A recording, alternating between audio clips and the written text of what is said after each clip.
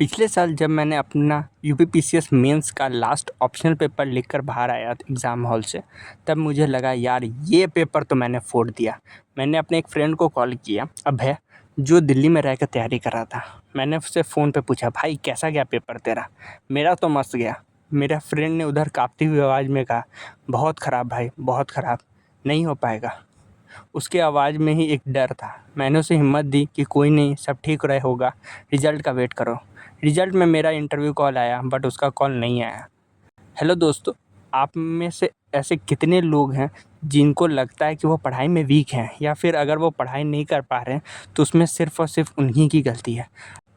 अगले कुछ मिनटों में जो मैं बोलने वाला हूँ वो बहुत इम्पोर्टेंट है, क्योंकि मैं आपको प्रूफ़ कर दूँगा कि ना ही आप पढ़ाई में वीक हैं और ना ही कुछ ऐसा है कि आप नहीं पढ़ पा रहे हैं, उसमें सिर्फ़ और सिर्फ आप ही की गलती है।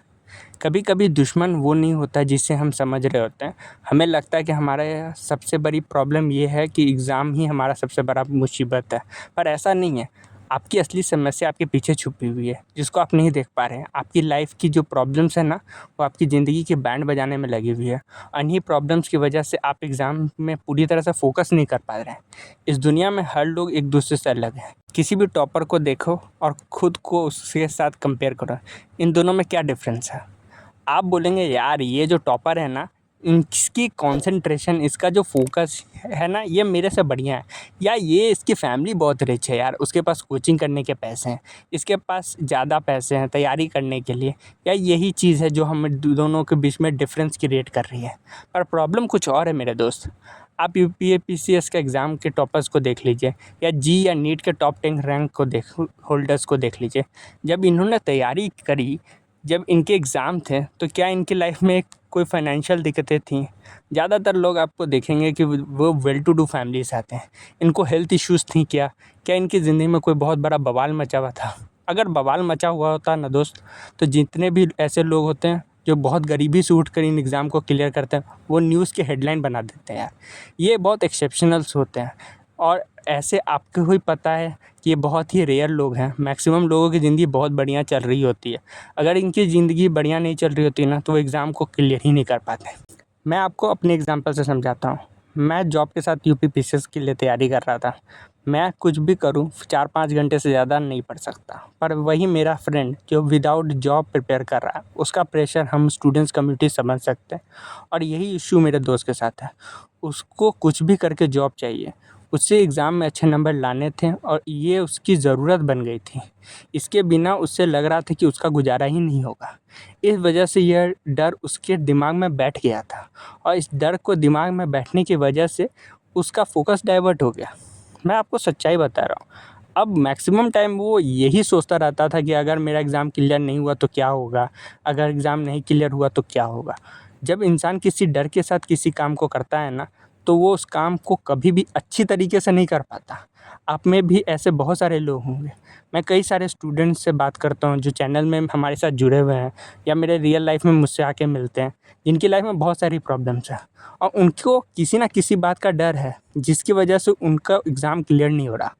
उनको बहुत ज़्यादा ज़रूरत है, लेकिन जो टॉपर्स होते हैं ना, जब वो एग्ज़ाम को क्रैक करते हैं तो उस समय उनकी लाइफ़ बहुत स्टेबल होती है। वो बहुत रेयर होते हैं जिनकी लाइफ़ अनस्टेबल होती है। कॉलेज में मेरे एक टीचर थे, वो हमेशा मुझसे कहते थे कि हमें रोज़ अपने मिरर में जाके अपने आप को ये कहना चाहिए कि you are the best, you can move the mountain, you are unstoppable. और ये चीज़ों का फ़ायदा होता है। मैंने लाइफ़ में सक्सेस और फेलियर दोनों देखा है। लाइफ़ में बहुत से इश्यू हुए, पर एक चीज़ जो मैं समझ गया कि मेरे लाइफ़ में ना प्रॉब्लम्स कभी ख़त्म नहीं होंगी। कुछ समय के लिए यदि वो प्रॉब्लम ख़त्म भी हो गई है ना, तो वो टेम्पररी है यार। आपके लाइफ हमेशा एक जैसा नहीं होगी। लाइफ में इश्यूज़ आते रहेंगे, हेल्थ इश्यूज़ आते रहेंगे। आपके लाइफ में कभी भी कोई प्रॉब्लम हमेशा के लिए सॉल्व नहीं होगी। अब आप ये डिसाइड नहीं कर सकते कि जब मेरा एग्ज़ाम होगा तो उस समय मेरे लाइफ में कोई प्रॉब्लम ना हो, मैं बीमार ना पड़ूँ एग्ज़ाम के टाइम में, मेरी फैमिली को कोई इश्यू ना हो, या मेरे साथ कोई फ़ाइनेंशियल प्रॉब्लम ना हो। मैं मानता हूँ आपकी लाइफ में प्रॉब्लम है।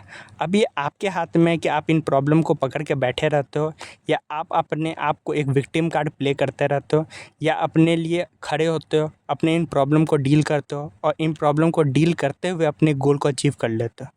अब कुछ लोग ये बोल सकते हैं यार मेरे लाइफ में तो कोई प्रॉब्लम ही नहीं है भाई, फिर भी हम पढ़ाई नहीं कर पा रहे, कॉन्सन्ट्रेट नहीं कर पा रहे हैं, मेरा तो टाइम ही नहीं निकल रहा है। तो मैं आपसे ये कहना चाहूँगा, अपने आसपास झाँक कर देखिए।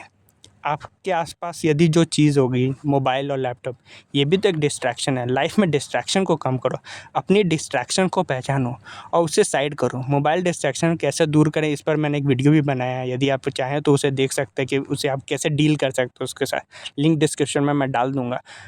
बिग सोशल मीडिया जो कंपनीज़ हैं, फेसबुक, इंस्टाग्राम, सारी जितनी भी कंपनीज़ हैं, वो करोड़ों करोड़ रुपए खर्च कर रही हैं कि वो कैसे आपका जो अटेंशन है वो ले यूज़ कर पाएँ। वो चाहते हैं कि आप उनका प्रोडक्ट यूज़ करते रहें, आपको इसकी एडिक्शन लग जाए। उसके लिए वो हर रोज़ करोड़ों रुपए खर्च करते हैं मेरे दोस्त। इसलिए आप सोशल मीडिया, मोबाइल गेम्स को छोड़ नहीं पा रहे हो। अब जो क्वेश्चन है ना यार कि मैं पढ़ाई में वीक हूँ, पढ़ाई में कौन वीक होता है मेरे भाई? पढ़ाई में कोई वीक नहीं होता। आप बिल्कुल इन टॉपर्स के बराबर ही हो। आपको बस थोड़ा समय देना है, आपको थोड़ा समय दीजिएगा और आप वो सारे प्रॉब्लम सॉल्व कर लीजिएगा। आपके अभी हालात हैं ना, वो थोड़े से इश्यूज़ हैं, उससे सॉल्व कीजिए, डिस्ट्रैक्शन को सॉल्व कीजिए। और एक चीज़ है जो मुझे हमेशा ये लगता है और वही मैं आपको भी बोलूँगा, स्पाइडरमैन मूवी जो उसकी देखिए, उसमें एक बहुत बेसिक सा चीज़ है। स्पाइडरमैन के लाइफ में कितने सारे इश्यूज़ हैं, पर फिर भी वो उस इश्यू के चक्कर में फँस के अपने काम से भागता नहीं है। आप भी अपने लाइफ के स्पाइडरमैन बन सकते हो। यार प्रॉब्लम्स आएँगी, प्रॉब्लम को डील करना और आगे बढ़ना, अपने काम से पीछे मत हटिए। यदि आप इन सारे प्रॉब्लम्स को सॉल्व कर लीजिएगा तो आप देखिएगा कि आपके सक्सेस आपको ज़रूर मिल जाएगा। अपना बहुमूल्य समय देने के लिए धन्यवाद। Thank you.